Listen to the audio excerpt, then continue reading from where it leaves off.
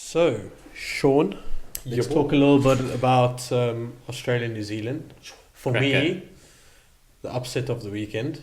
I know There were, you. there were two. There were two. I know you reckon the Wales England one was a upset. It was, but But I think this one was bigger. I did call that one in Super Brews. So, Look at you, eh?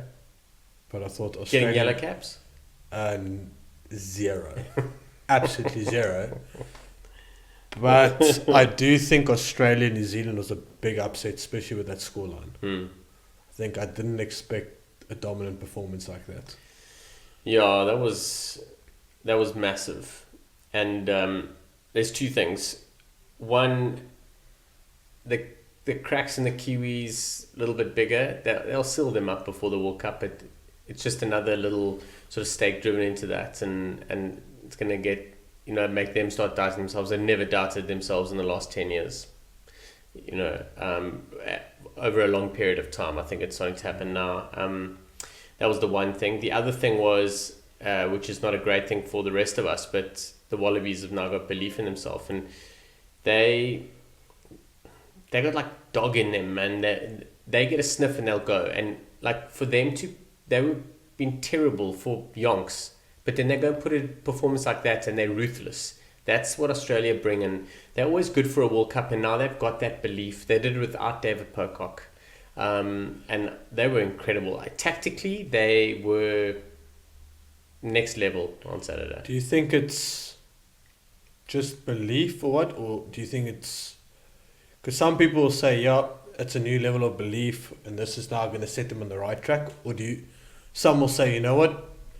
They have game winners. They have, what you can say, X-factor players or match winners and that. Do you think they just clicked on the day? Could that also be something that made them produce that type of performance? Because we've seen Australia in the past where, like you say, they've been nowhere for 3-4 games, and they're always capable of pulling out a performance like this.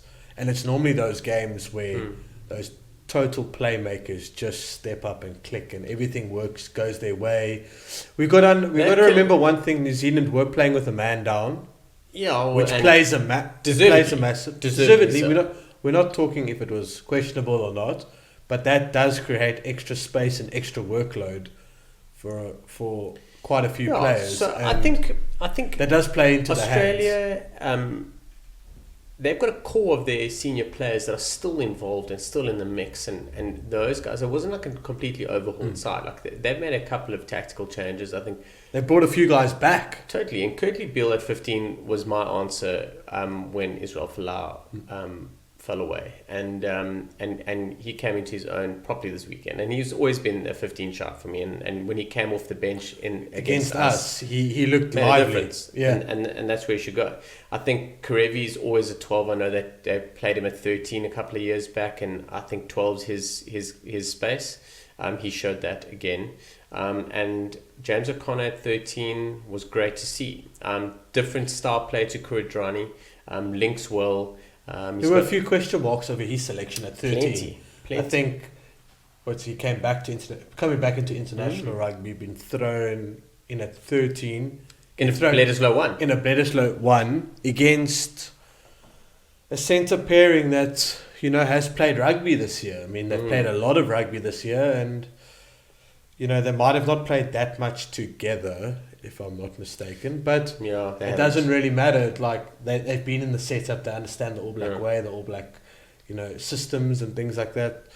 I think there was a lot of question marks over him coming in at 13. Yeah, I thought he did it very well, and I thought they couldn't replace Kuridrani.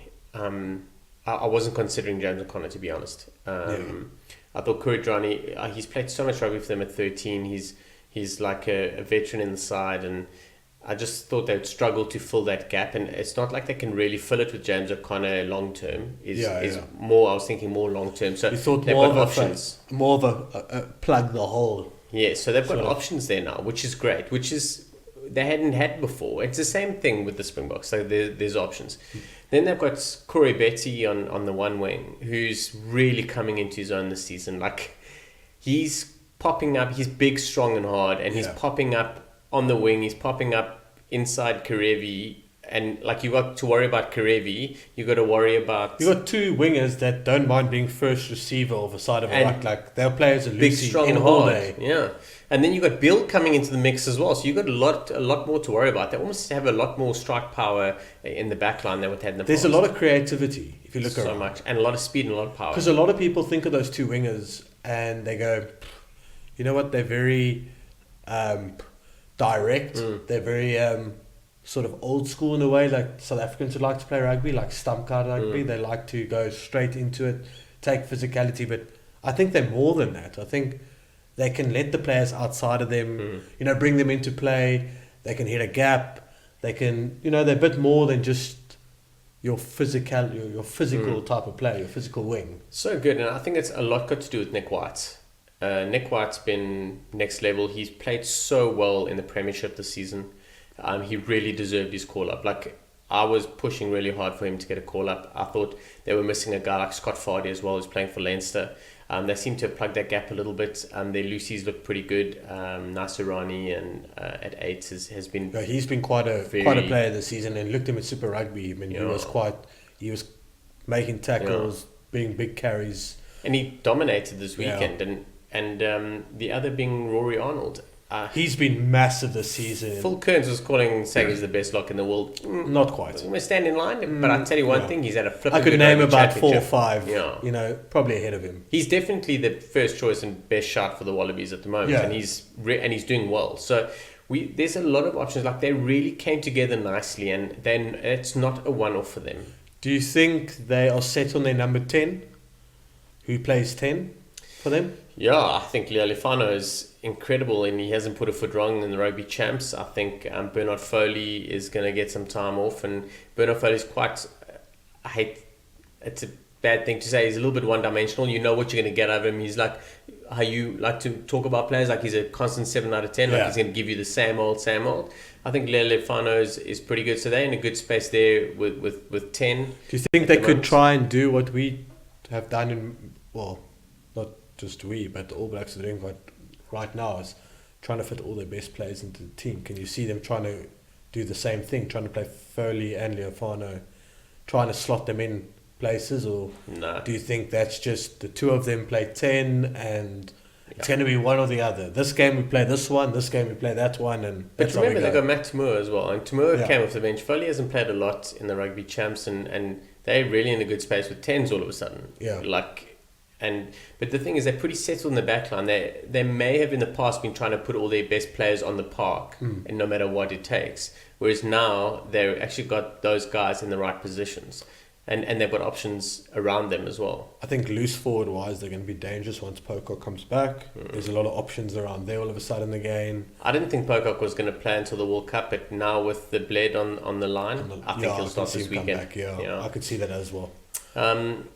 And then... I think in good space. I think we're in for a massive, massive, massive game this weekend. And I think the All Blacks are secretly a little bit worried. And I think the Aussies are going to be grounded but confident. And that's quite dangerous. Okay, so let's finish up on this. Your prediction. Do the Aussies win the Bledisloe, or do New Zealand retain it? I think New Zealand win this game by 5. I'm not entirely sure what that means for the Bledisloe.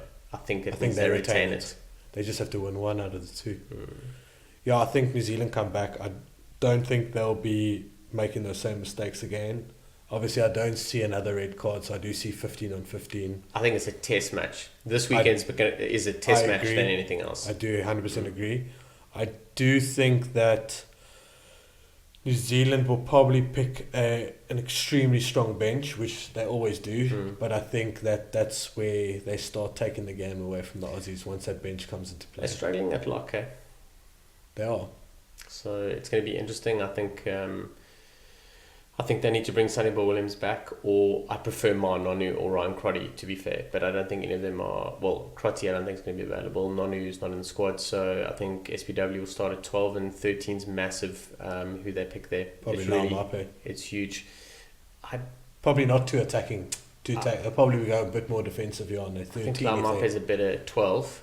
So they might go Leonard Brown or they whatever. Might. Yeah. But they need a general in 12 or 13, and...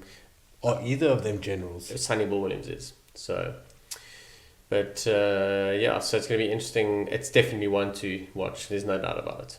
Cool.